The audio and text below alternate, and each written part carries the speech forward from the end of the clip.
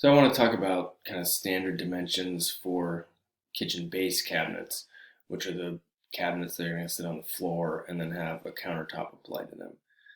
So they're mostly going to be 24 inches. That's standard in our modern era. I don't really see it deviating from that very much. That's going to be a measurement from the wall, which hopefully is the back of the cabinet, to the face of the face frame, to the outside face of the face frame.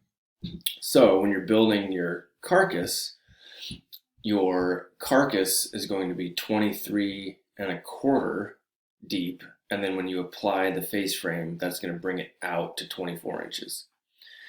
We talked a little bit about this earlier, but 34 and a half inches tall is going to be the height of the carcass.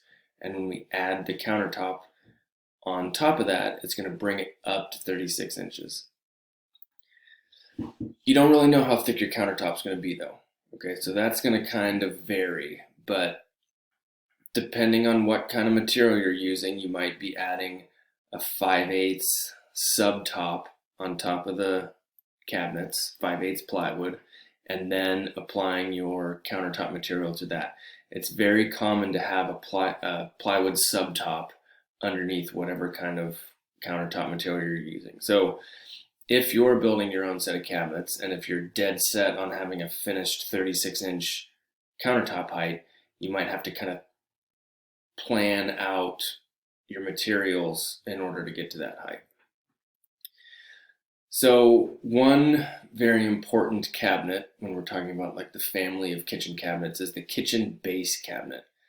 And the kitchen base isn't any sort of magic size other than it should correspond to the size of whatever sink you're going to use, because the kitchen sink is going to be housed in the kitchen base cabinet, and you need to have enough room inside of carcass to inside of carcass for that kitchen sink to set in. It's very common to have the kitchen base centered under a window in the kitchen. It's very common to have the kitchen sink looking out the kitchen window. Okay, so you kind of generally are orienting things around that.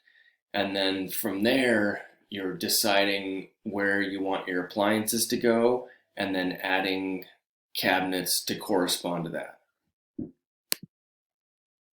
Kitchen upper cabinets are going to be attached to the wall, and they're usually 12 inches deep.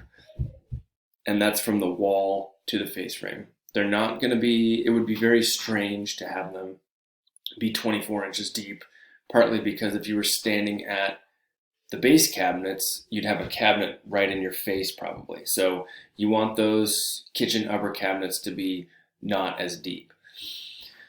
One very important rule, and for those of you living in old houses will appreciate this rule, you need to have 18 inches between the countertop and the bottom of the uppers to allow for small appliances. I have lived in a few houses where that wasn't the case, and you couldn't fit the coffee maker or the microwave on top of the countertop because there wasn't enough room between the countertop and the upper cabinets. In a well-designed custom kitchen, the upper cabinet widths are going to correspond with the base cabinets so that it looks very balanced. Okay?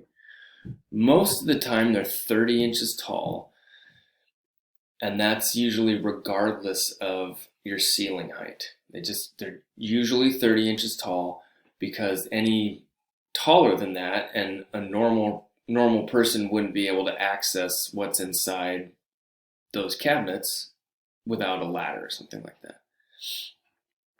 If you have an upper cabinet over the fridge, it's going to be shorter because the fridge is going to be tall and it's going to take up a lot of space, and you might not have enough room for a 30-inch cabinet there. And then you're usually going to have over the range a shorter cabinet as well, because it can't be too close to the range, and a lot of times people want to have a fan underneath that microwave cabinet. So we'll talk about some different appliances a little bit here. This is the family of big chill kitchen appliances, which I really like. I have this fridge actually. It's white. It's very nice. So we need to know ahead of time what our appliances are going to be generally. Okay. For the most part, they come standard, but the fridge varies wildly. Okay. This is fridge dimensions are all over the place. Ranges for the most part are pretty standard. Dishwashers are pretty standard. You need to have 24 inches for dishwashers. I would leave a little bit extra, okay? Usually the dishwasher will fit in a 24-inch opening, but it's also okay to have another quarter of an inch just in case to slide that thing in there. They also make smaller dishwashers that are 18 inches wide for like apartments or small spaces or something like that. 30 inches is pretty standard for kitchen ranges, okay, the oven and the stove. You leave a 30-inch space and the range will slide in there. Older stoves, kind of the classic kitchen stoves that I really have a soft spot in my heart for, are bigger, 40 inches maybe. Some are 42, 48. That's going to be something that if you want to pursue like a vintage stove or something like that, you're going to want to know the size beforehand and then plan the kitchen around that. But if you're just buying a new standard range off the showroom floor, 30 inches is very, very common. Okay. If you're going to buy a hood, a range hood, which is a really good idea from not only like a sanitation perspective, but a ventilation perspective also, you're going to want to correspond the hood width to the range width. All right. And then fridges, like I said, are all over the place. You can get, I have 30 to 40 inches here, but you can get a 22-inch wide refrigerator. And then the height is going to vary a lot also. Okay, so if you're planning on having a cabinet above the refrigerator, make sure you don't build it too tall and then you can't get the refrigerator in there. And then the other thing that we've kind of learned the hard way is that you want to leave ample room side to side on your refrigerator. If you build kind of a shelter or like a cabinet that the refrigerator is going to slide into, it might go in initially. Okay, if you make it too tight and you slide that thing in and it just barely clears, as soon as you turn the refrigerator on, the insulation in the refrigerator is going to expand up to an inch.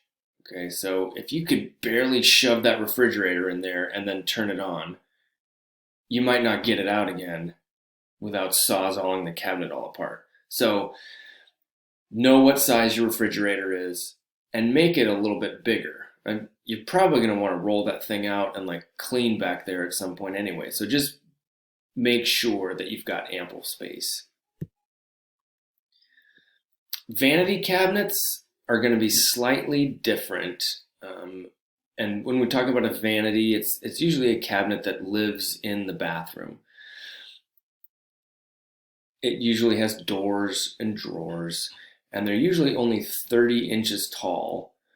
And the reason is a lot of times people are sitting maybe in front of the vanity, but then also it's expected that children are going to be using the vanity, the bathroom vanity, to wash their hands, whereas they're maybe not going to be expected to be like making pizza dough at the kitchen or something like that. Okay, they're usually 21 inches deep rather than 24 inches deep because space comes at a premium in bathrooms and the clearances are very specific. So that 3 inches might not seem like much, but that can be a mile when you're talking about, do I have enough space between the vanity and the shower? Do I have enough space for the toilet here? Let's talk about countertops a little bit. going to kind of change gears. And the countertops functionally are going to be a working surface on top of the cabinets. Okay. We also want to have them be aesthetically pleasing, but let's just talk about function for right now. And one of the biggest things is it needs to be somewhat durable. And there are a lot of factors that can make a material durable or not durable. Okay, when we're talking about what's happening in the kitchen. And so let's talk about some of those. And one of the first ones is we want it to be heat resistant. If we're near the stove top, we don't want the countertops to catch on fire. If we set a hot pot down on top of the countertops, we don't want to burn it, we don't want to crack it. We want it to be somewhat scratch, dent resistant, because we're doing a lot of work and we're setting things down and we're moving things around on those countertops. We don't want them to get too beat up. We're also spilling things on the countertops, and we're preparing food and mixing stuff, and so we don't want it to stain really easily. There's a lot of water that gets used in the kitchen, and if it's by the sink, we want it to be water resistant. We don't want it to be molding or rotting, okay? And we want something that's relatively easy to clean, okay? Countertops can be a huge focal point in the kitchen, depending on what you do with them, okay? It can be kind of like a bold statement, okay?